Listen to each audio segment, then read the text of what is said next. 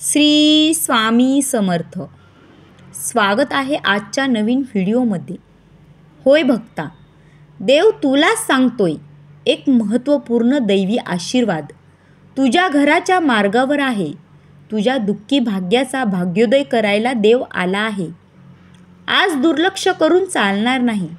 बघ, येत्या 2 मिनिटात ज्या फोनवर तू हे ऐकत आहेस त्याच फोनवर आनंदाच्या बातमीचा फोन नाही आला तर सांग.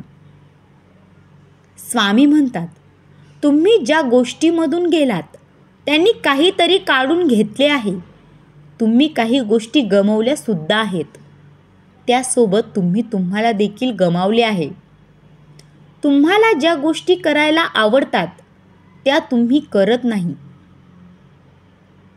जुन्या दिवसात तुम्ही जसे उत्साही होता तसे तुम्ही आता उत्तेजित होत नाही.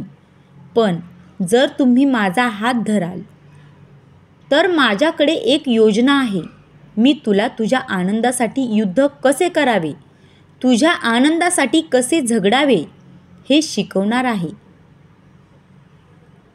देवावर प्रेम असल्यास शेवटपर्यंत ऐकून बघ.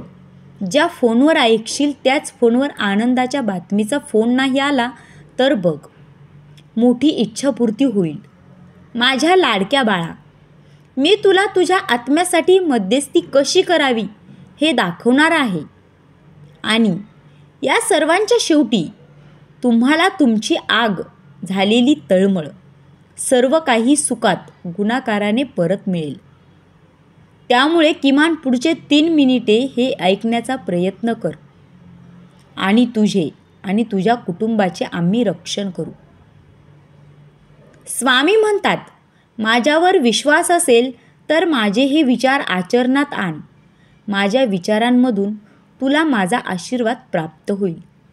मित्रांनो, स्वामींचे विचार ऐकायला आवडत असतील तर आत्ताच व्हिडिओला लाईक करा. चॅनलवर नवीन असाल तर चॅनेललाही सबस्क्राईब करा. आणि स्वामींवर विश्वास असेल तर श्री स्वामी समर्थ असं लिहायला विसरू नका. तुझ्या डोळ्यांनी जरी आम्ही तुला दिसलो नाही तरी मनाने आम्ही कायम तुझ्या सोबत असू.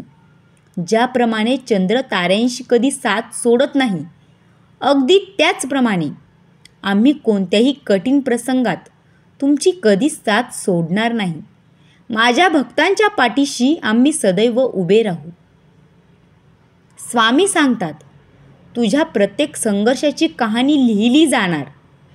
तुझ्या सोबती जरी कोणी नसले तरी तुझ्या पाठीशी मी उभा राहणार. भिवू नकोस, मी तुझ्या पाठीशी आहे. श्री स्वामी समर्थ. जय जय स्वामी समर्थ. मित्रांनो, व्हिडिओ आवडला असेल तर लाईक करा आणि असे स्वामींचे विचार ऐकण्यासाठी आपल्या चॅनलला नक्की सबस्क्राईब करा. श्री स्वामी समर्थ. धन्यवाद.